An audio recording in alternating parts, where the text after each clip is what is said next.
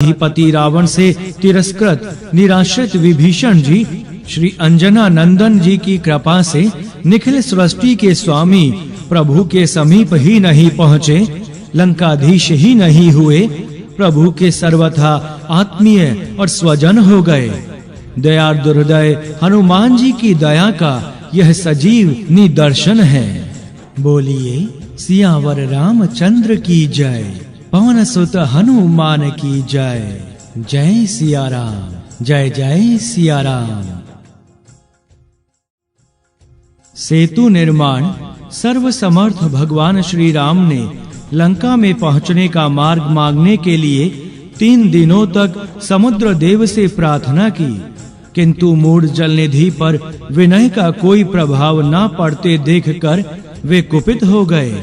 उनके विशाल नेत्रों में लालिमा छा गई और उन्होंने ब्रह्मदंड के समान भयंकर बाणों को अभिमंत्रित करके अपने श्रेष्ठ धनुष पर चढ़ाकर खींचते हुए कहा, आज समस्त प्राणी रघुकुलोद्भव राम का पराक्रम देख लें, मैं समुद्र को अभी सुखा देता हूँ।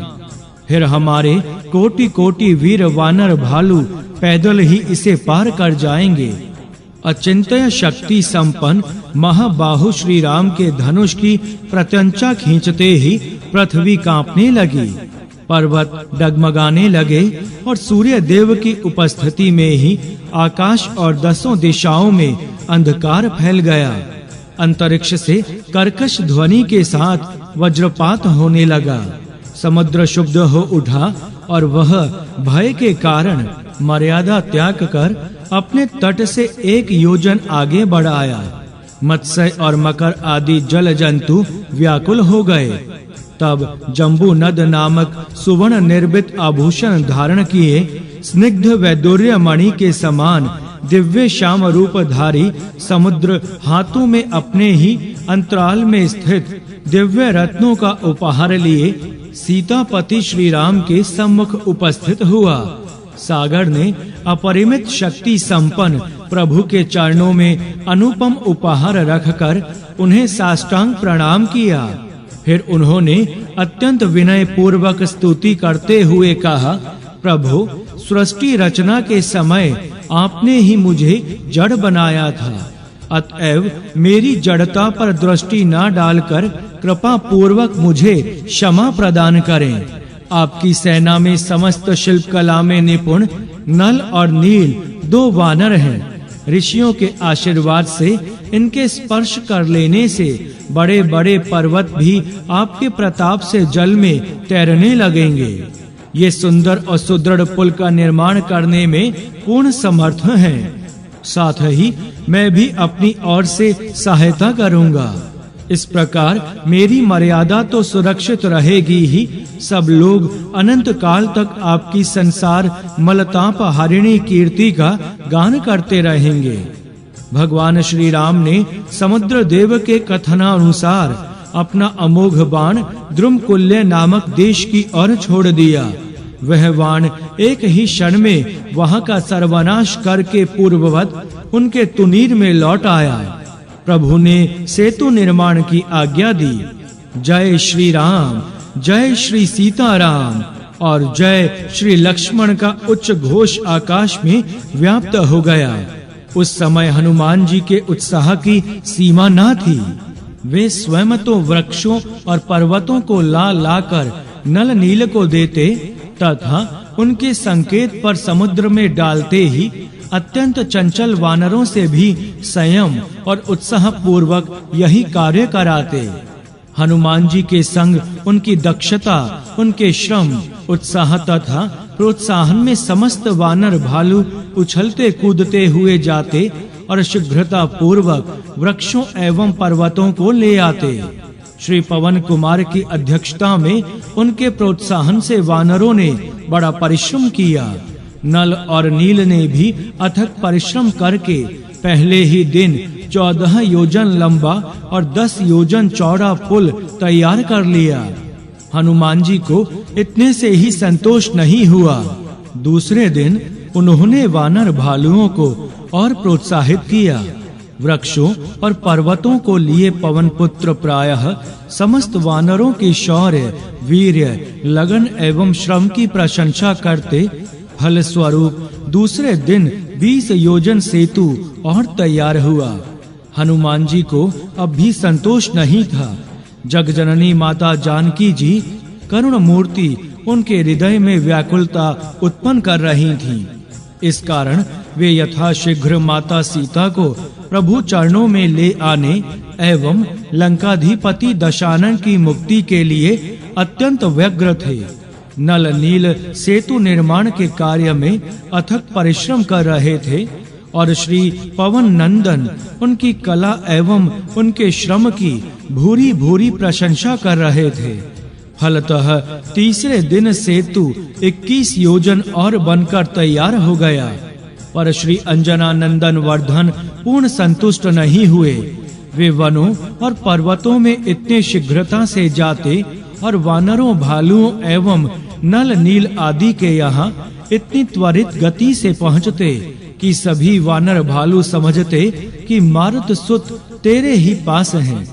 इस कारण चौथे दिन 1 योजन और अधिक 22 योजन पुल निर्मित हो गया। बुद्धि शक्ति एवं पराक्रम के सजीव विग्रह हनुमान जी ने वानरों को प्रोत्साहित करते हुए कहा, परम भाग्यवान वानर भालुओं, निश्चय ही तुम्हारा सौभाग्य है कि तुम जग नियंता श्री राम एवं निखिल भुवन की स्वामिनी माता जानकी के कार्य में निमित्त बन रहे हो। अन्यथा भगवान श्री राम की इच्छा शक्ति से ही राक्षस कुल का ध्वंस हो जाता। वह सुअवसर इंद्र आदि देवताओं के लिए भी दुर्लभ है। अब यह सेतु कुल 23 योजन और शेष रह गया है। अतएव आज इसे सागर पार लंका के तट तक अवश्य ही पूरा हो जाना चाहिए।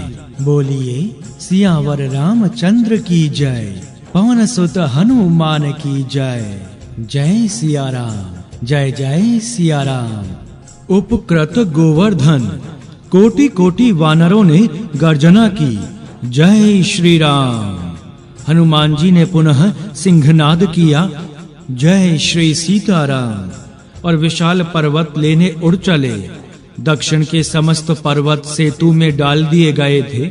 इस कारण वे उत्तराखंड में हिमालय के समीप पहुँचे।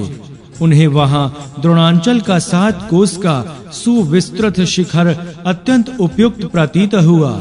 शिखर का नाम था गोवर्धन। जब भगवान श्री राम के अवतार के समय देवगण उनके दुर्लभतम मंगलमय लीला का दर्शन करने एवं उसमें सहयोग प्रदान करने के लिए पृथ्वी पर अवतरित हुए, उसी समय गोवर्धन भी गोलोक से पृथ्वी पर आए। श्री पवन पुत्र ने उन्हें उठाना चाहा, किंतु अत्यंत आश्चर्य है, इनकी संपूर्ण शक्ति लगने पर भी द्रोणागिरी का वह शिखर टस से मस नहीं हुआ। श्री राम भक्त हनुमान ने अपने प्रभु का ध्यान किया ही था कि उन्हें उस श्रेष्ठ गिरी शिखर की महत्ता विदित हो गई। अरे ये तो साक्षात श्री भगवान के विग्रह गोवर्धन है। इनकी प्रत्येक शिला शालग्राम तुल्य है। तब तो हनुमान जी ने महिमामय गोवर्धन के चरणों में अत्यंत आदर पूर्वक प्रणाम किया और हाथ जोड़कर विनय पूर्वक कहा, पावनतम गिरिराज, मैं आपको प्रभु चरणों में उपस्थित करना चाहता हूँ। फिर आप क्यों नहीं चलते? वहाँ आप दयाधाम प्रभु की मंगल मूर्ति के दुर्लभ दर्शन ही नहीं करेंगे। प्रभु आपके ऊपर अपने सुख शांति निकेतन चरण कमल रखते हुए सागर पार कर लंका में जाएंगे। श्री राम प्रिय पवन कुमार के वचन सुनते ही गोवर्धन आनंद मग्न हो गए। वहाँ श्री भगवान के दुर्लभ दर्शन ही नहीं होंगे। प्रभु मुझ पर अपने त्रय तापहर चरण कमलों को रखते हुए ही समुद्र पार करेंगे। इस कल्पना से उनके सुख की सीमा ना रही। उन्होंने आंजनेय से कहा, पवन कुमार, मैं आपका अत्यंत कृतज्ञ हूँ। आपकी इस कृपा से मैं भी उष्ण नहीं हो सकता। आप दया करके मुझे यथाशीघ्र प्रभु के समीप ले चलें। आपकी इस अहेतु की कृपा के लिए मैं सदा ही आपका उपकृत बना रहूंगा। अब तो हनुमान जी ने उन्हें अत्यंत सरलता से उठा लिया। कपीश्वर के वाम हस्त पर गोवर्धन पुष्प तुल्य प्रतीत हो रहे थे। गोवर्धन जी की प्रसन्नता की सीमा नहीं थी। वे मन ही मन सोच रहे थे, आज इन महावीर हनुमान जी की कृपा से कितने दिनों के बाद मेरी लालसा पूर्ण हुई। मंगल एवं परोपकारी मूर्ति इन पवन नंदन ने इस प्रकार कितने प्राणियों का हित किया है। मेरा सौभाग्य है जो आज मुझे इनके दर्शन और स्पर्श का सुअवसर प्राप्त हो गया। आज इनकी कृपा से मुझे मेरे जीवन सर्वस्व कमल नयन प्रभु के दर्शन हो जाएंगे। इस प्रकार गोवर्धन मन ही मन प्रभु एवं उनके भक्त का स्मरण, चिंतन एवं गुणगान करते जा रहे थे और उधर भक्त वाचक कल्पतरु परम प्रभु ने सोचा, गोवर्धन गोलोक के मेरे मुरली मनोहर श्री कृष्ण रूप में अनन्य भक्त हैं। यहाँ उन्होंने कहीं मुझसे उसी रूप में दर्शन देने का आग्रह किया तो उनके सच्चे शुभेशी हनुमान जी की ओर देखकर मुझे मर्यादा का त्याग करना पड़ेगा। क्या किया जाए? बोलिए सियावर रामचंद्र की जय, पवन सुत हनुमान की जय। जय सिया राम, जय जय सिया राम। प्रभु सोच ही रहे थे कि उस 5वें दिन 100 योजन लंबा और 10 योजन चौड़ा सुविस्तृत दृढ़तम सेतु का शेष 23 योजन भाग भी पूर्ण हो गया। फिर क्या था, तत्क्षण श्री राघवेंद्र की आज्ञा प्रचारित हुई। सेतु बंधन का कार्य पूरा हो गया। अतएव अब पर्वत एवं वृक्ष आदि की आवश्यकता नहीं। जिनके हाथ में जो पर्वत या वृक्ष जहाँ कहीं भी हो, वे वहीं उन्हें छोड़कर तुरंत प्रभु के समीप पहुँच जाएं। चंचल एवं वीर वानरों ने दौड़ते हुए सर्वत्र श्री रघुनाथ जी की आज्ञा सुना दी। उनके हाथ में जो पर्वत या वृक्ष जहाँ थे, वे उन्हें वहीं छोड़कर प्रभु के समीप दौड़ चले। आज दक्षिण भारत में वीर वानरों के छोड़े हुए वे ही पर्वत विद्यमान हैं। वहाँ के पर्वत तो पहले सेतु के काम आ चुके थे। महामहिमामय गोवर्धन को अपने हाथ में लिए केसरी किशोर उस ब्रज धरा तक पहुँचे ही थे कि आकाशवाणी से उन्होंने प्रभु की आज्ञा सुनी।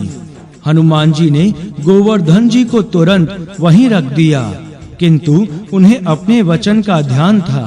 उसी समय उन्होंने देखा कि गोवर्धन जी अत्यंत उदास होकर उनकी ओर आशा भरे नेत्रों से देख रहे हैं। हनुमान जी ने कहा, आप चिंता मत कीजिए, मेरे भक्त प्राण धन स्वामी मेरे वचनों की रक्षा तो करेंगे ही। और वे शीघ्रता से प्रभु की ओर उड़ चले। हनुमान जी ने प्रभु के समीप पहुंचकर उनके चरणों में प्रणाम किया और उनके सम्मुख हाथ जोड़कर खड़े हो गए।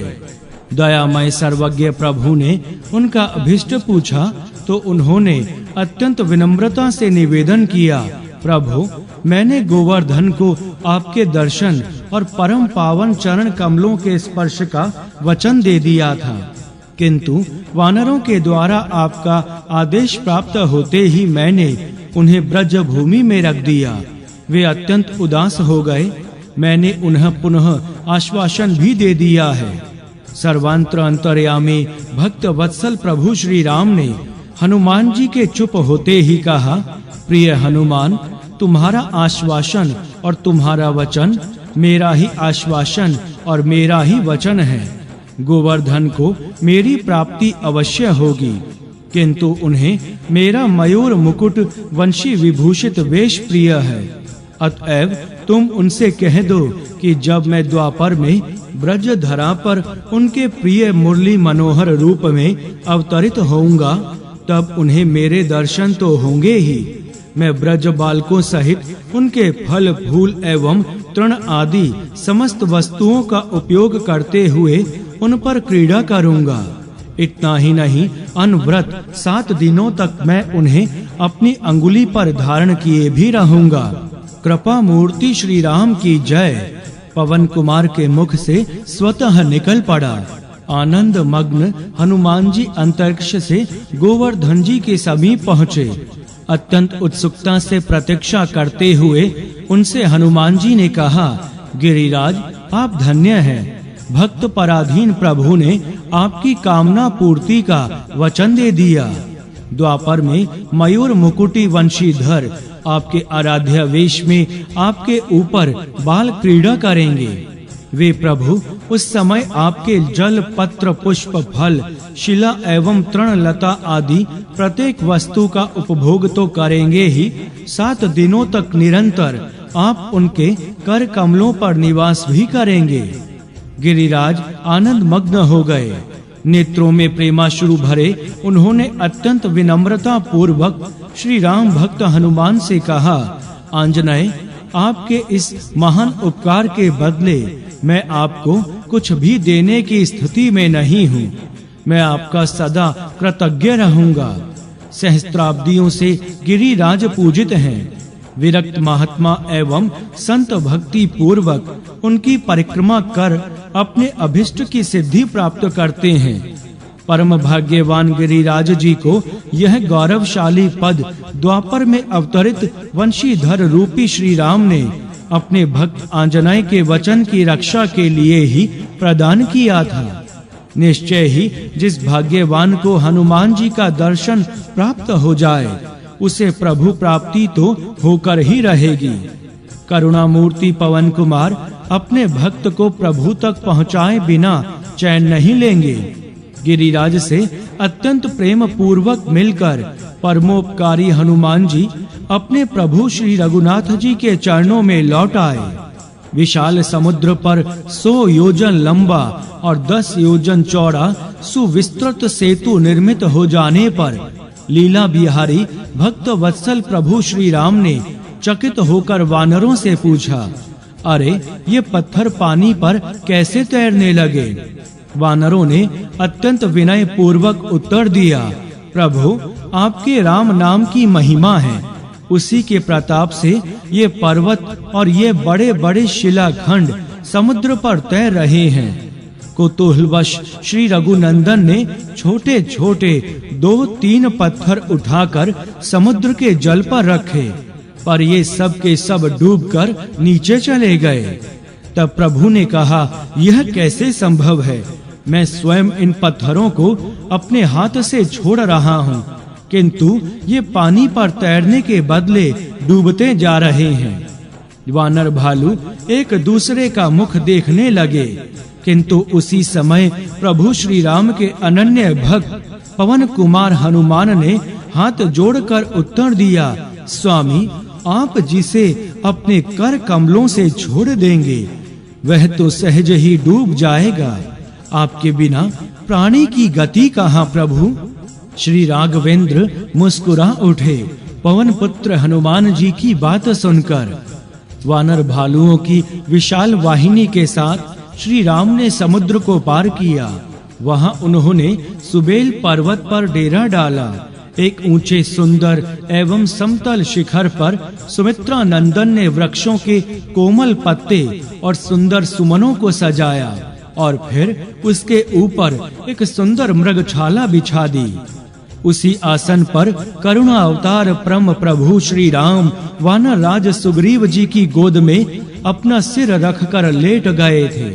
उनकी बाईं और उनके विशाल धनुष तथा दाहिनी और अक्षय तुनीर पड़ा था।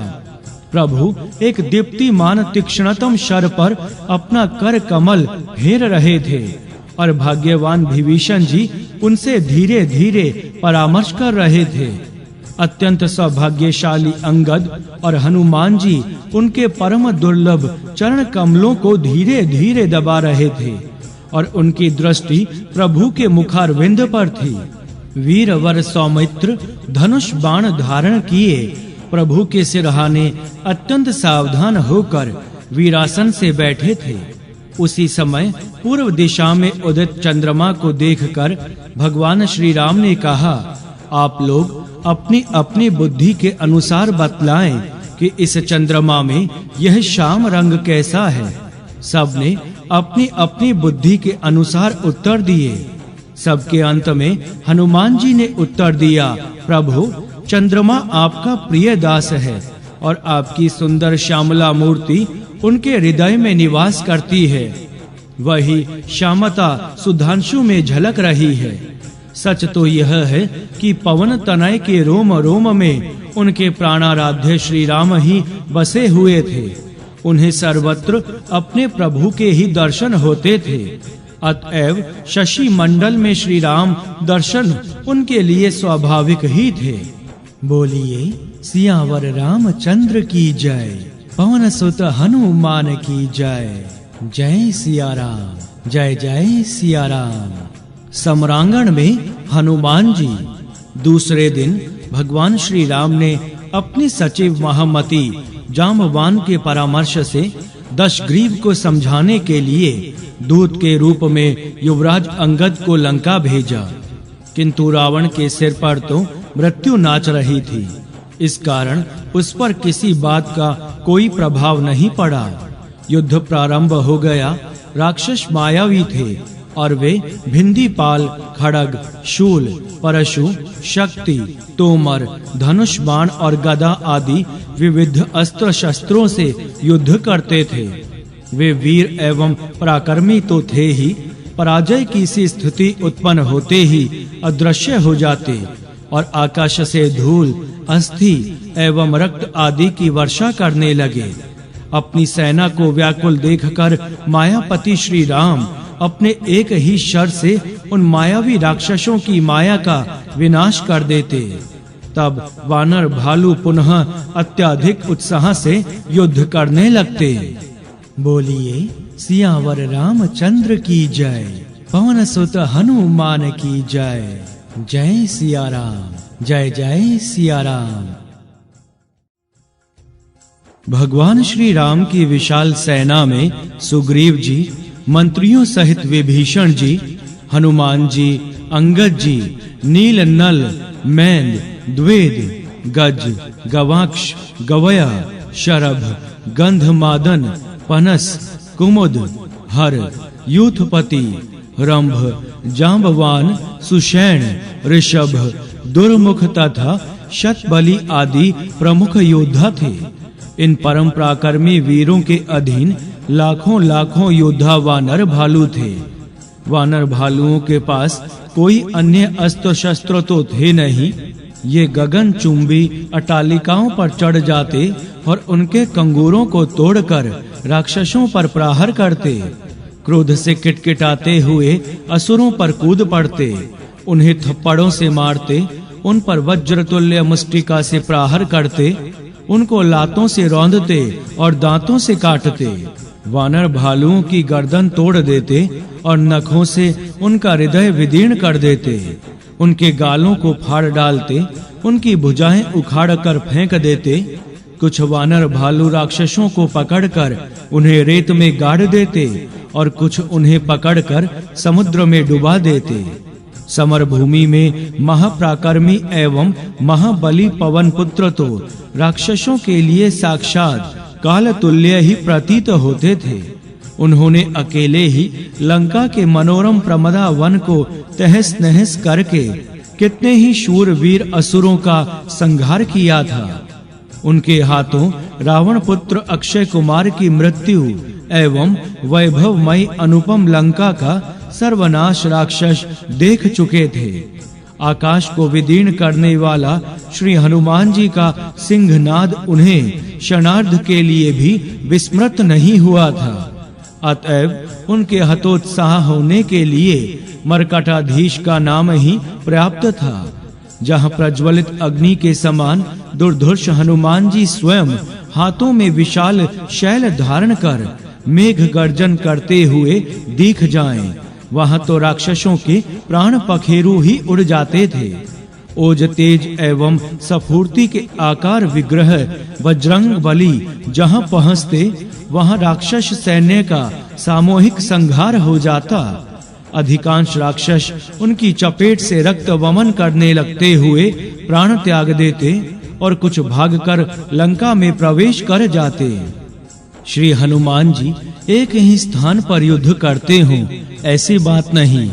वे जब वहां वानर सैन्य पर असुरों का दबाव पड़ता देखते, वहां जय श्री राम का गगन भेदी घोष करते हुए सीधे राक्षसों के मध्य उनके ऊपर कूद पड़ते।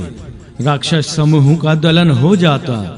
वे अश्व, सारथी एवं रथ सहित वीरों को आकाश में इतने वेग से फेंकते कि वे चक्कर काटते हुए समुद्र के जल में गिरकर समाप्त हो जाते। वे असुरों को उनकी टांग, हाथ या सिर, जब जिसका जो अंग हाथ में आया, पकड़कर समुद्र में फेंक देते। इस प्रकार हनुमान जी त्वरित गति से सहस्त्रों असुरों का संहार कर देते।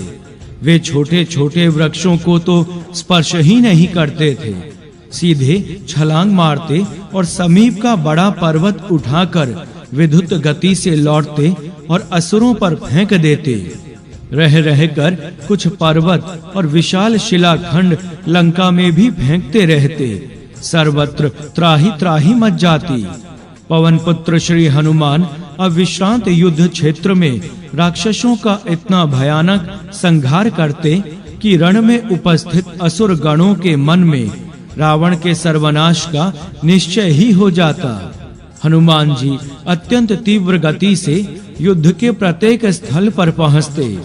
जहां वानर भालू दुर्बल पड़ते, वहीं वे राक्षसों पर टूट पड़ते, उनको समाप्त कर अपनी सेना में उत्साह बढ़ाते और फिर तुरंत दूसरी ओर चले जाते। उनमें इतनी स्फूर्ति थी कि एक होते हुए भी वे अनेक वानरों को अपने ही समीप एवं राक्षसों को अपने ही सम्मुख दिखते। रावण के प्रख्यात वीर ध्रुमाक्ष, अवनी, अकंपन, अतिकाय, देवांतक और त्रिश्रा आदि प्रमुख राक्षस हनुमान जी के हाथों मारे गए। इस समाचार से रावण अधीर हो गया। वज्रधारी इंद्र पर विजय प्राप्त करने वाले उनके प्रख्यात शूर वीर पुत्र मेघनाद ने उन्हें आश्वासन दिया और युद्ध सामग्री से संपन्न वेगशाली रथ पर आरूढ़ होकर वह युद्ध क्षेत्र में पहुंचे। हनुमान जी की वीरता, पराक्रम एवं रण कौशल से स्वयं इंद्रजीत भी मन ही मन भयभीत रहता और युद्ध में उसने दूर ही रहने का भरसक प्रयत्न करता। उस दिन उसने वानर सेना का भयानक संहार किया। उसकी बाण वर्षा से सुग्रीव जी, अंगद जी, नील जी, शरभ जी, गंधमादन जी, जाम्बवान जी, सुषैण जी, वेगदर्शी जी, मैंद जी, नल जी, ज्योतिर्मुख जी तथा द्विद आदि सभी प्रख्यात शूरवीर वानर घायल हो गए। उनके ब्रह्मास्त्र से श्री राम और लक्ष्मण भी मूर्छित हो गए।